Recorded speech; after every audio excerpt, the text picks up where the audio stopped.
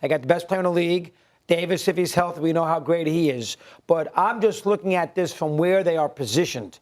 And the Knicks did it once, didn't win a championship. They kind of had Ewing got hurt. They were the 8th seed. They lost to Spurs in '99. Sprewell, that was a great Knicks team if Ewing had stayed healthy. It's asking too much to come from all the way back in that playing spot to go out there and win an NBA championship. Let me tell you, can I say one thing on this? I watched Oklahoma City last night.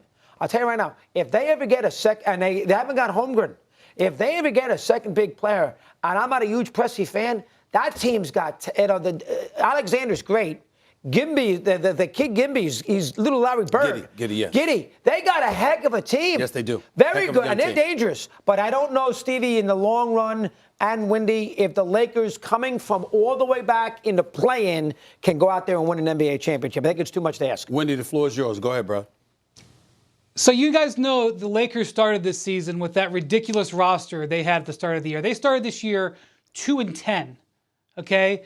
And if they had started 6-6, and that's a big if, they weren't equipped to start 6-6, but if they had had a more appropriately formed team, and instead of going 2-10, they went 6-6, do you know they'd be in 4th place right now? And that's more of a commentary on the overall weakness of the West than it is about the Lakers. But this is a top 5 roster now.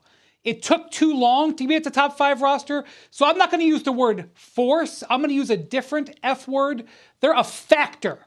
They're a factor, not just because of who they are, but because of the relative softness in the West. We can mistake the competitiveness for quality. It is not a quality conference. The best 3 teams in the league are in the Eastern Conference, and in my opinion, this is the weakest top to bottom Western Conference in 2 decades. So that is forgiving. That reality is giving the Lakers a bit of a second chance here to find a path. I don't know if LeBron can come back. I know it was a significant injury in his foot. I know that he has spent this time over the last couple of weeks figuring out a way to get healthy.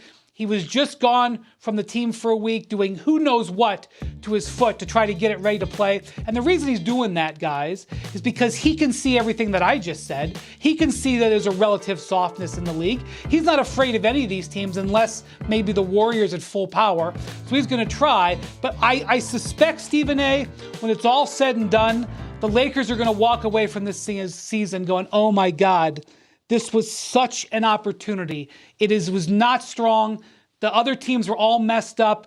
We could have done it, and we've had a flawed roster that cost us the start, and we had an unlucky LeBron injury, probably because he had to play too many minutes.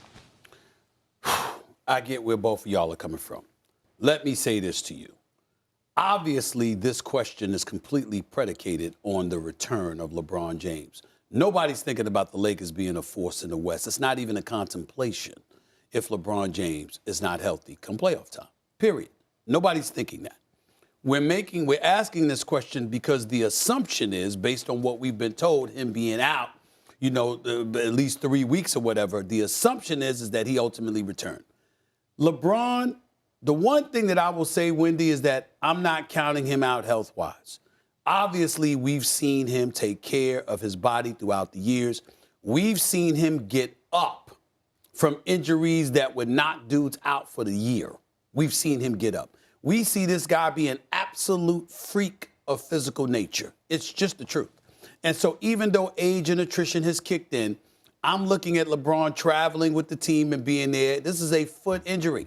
And I'm thinking if it were that bad to the point where you're out for the year and you knew it, I don't think that he would be there, and I don't think he would be this excited about the team. I think the excitement stems from him seeing what he's seeing the togetherness, the cohesiveness, the fact that the parts fit now, with Anthony Davis in the middle, handling things in the post area and beyond, with Malik Beasley coming on strong last night, with D'Angelo Russell coming back from his injury and lighting it up. He's seeing the togetherness of the team, the chemistry that exists, and he's imagining and fantasizing about what it will be when he returns. That's what I think. And based on that thought process, yes, I've got the Lakers as a legitimate force within the Western Conference. I still think they got a shot at the 6th seed.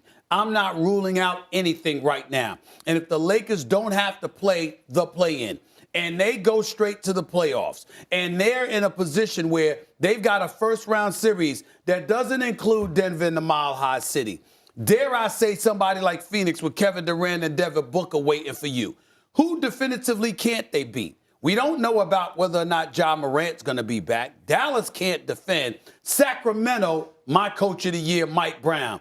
De'Aaron Fox with Sabonis, Malik Monk, Keegan Murray, and those brothers. I've been very, very impressed by them. But no experience come postseason whatsoever.